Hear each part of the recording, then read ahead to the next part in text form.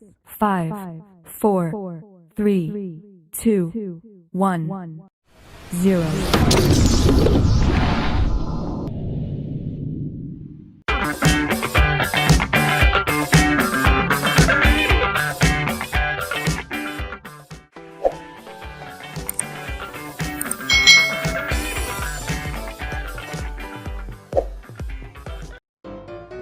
Hai,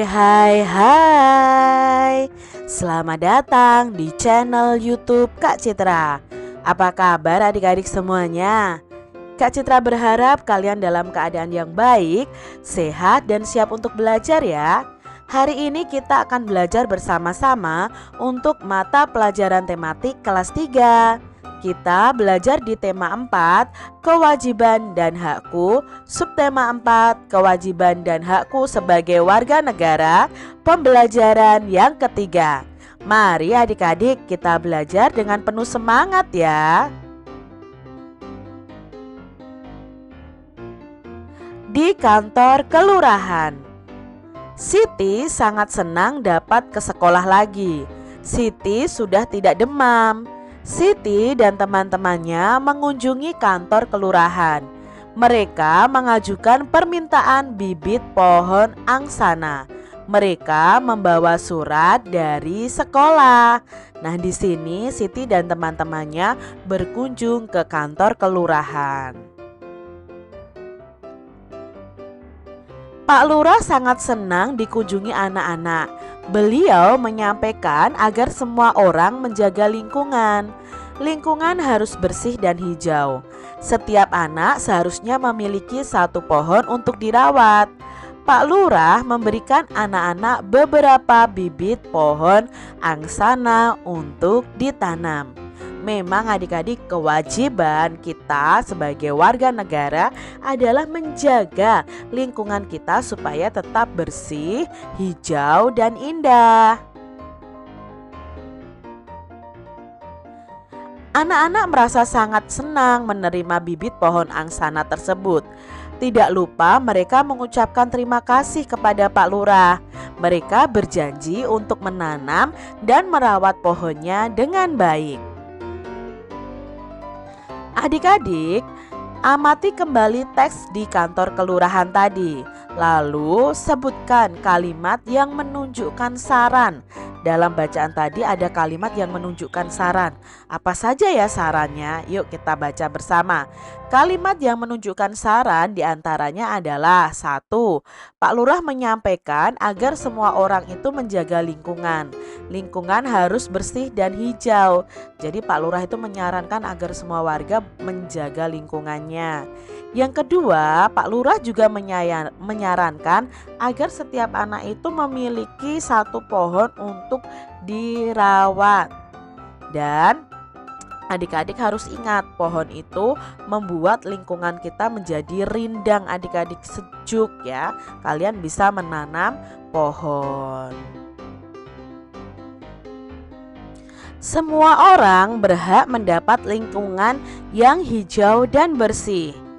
Akan tetapi adik-adik, ternyata masih banyak loh saluran air di lingkungan kita itu tertutup dengan sampah sehingga bisa menyebabkan banjir. Maka kita harus membersihkannya ya adik-adik. Nah adik-adik, pohon-pohon juga banyak yang habis ditebang bukan? Ya, sekarang banyak pohon yang ditebang, banyak hutan yang menjadi gundul. Itu juga membuat lingkungan kita tidak asri lagi adik-adik ya, karena tidak ada pohon perindang bagi lingkungan kita. Bagaimana perasaanmu mengenai hal ini? Ya tentunya kita sedih ya adik-adik ya. Perasaannya juga merasa, aduh bagaimana ya kalau kita di lingkungan kita tidak ada pohon. Lalu bagaimana kalau selokan atau saluran air itu mampet? Kita pasti merasa sedih. Tetapi adik-adik harus melakukan sesuatu, yaitu tadi dengan cara membersihkan saluran air dan menanam pohon.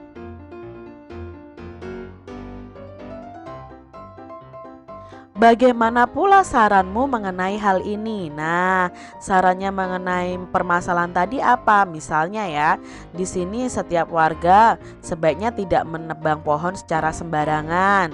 warga sebaiknya melakukan penanaman kembali atau reboisasi atau bisa dengan tebang tanam daerah yang pohonnya telah ditebang. Warga sebaiknya merawat pohon sehingga pohon-pohon terjaga kelestariannya, dan warga sebaiknya membuat dan melaksanakan program lingkungan hijau. Jadi ini saran untuk masyarakat yang ada di sekitar kita mengenai permasalahan banyak pohon yang habis ditebang. Nah, Pak Lurah ingin membuat wilayahnya hijau. Beliau menugaskan setiap rukun tetangga atau RT untuk menanam pohon angsana. Di wilayah itu terdapat 10 RT. Beliau menugaskan 10 RT untuk menanam.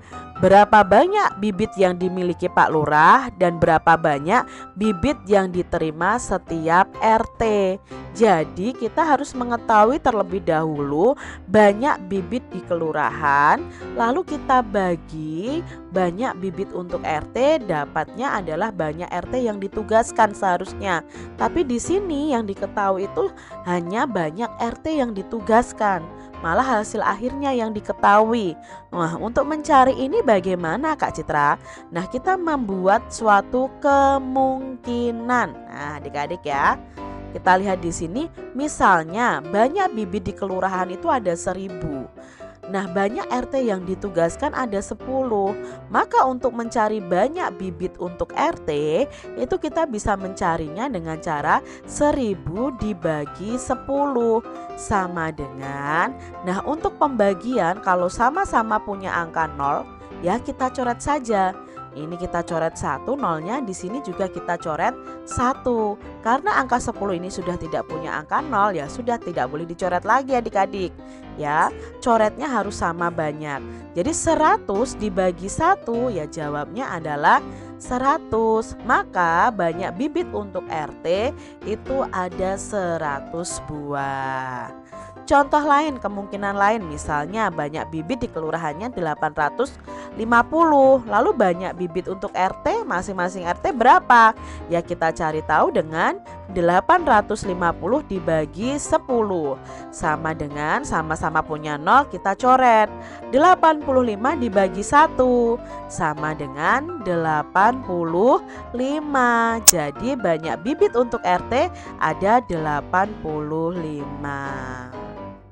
Selanjutnya adik-adik, misalnya banyak bibit di kelurahan 800, maka banyak bibit untuk RT berapa? Ya kita bagi 800 dibagi 10. Kita coret adik-adik, sama-sama punya 0 ya. 80 dibagi 1. Iya 80, maka banyak bibit untuk RT adalah 80.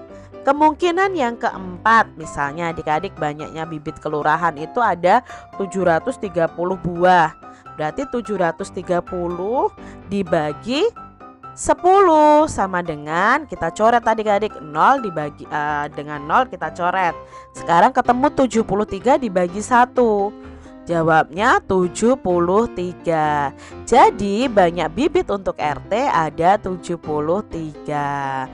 Mudah bukan adik-adik semuanya?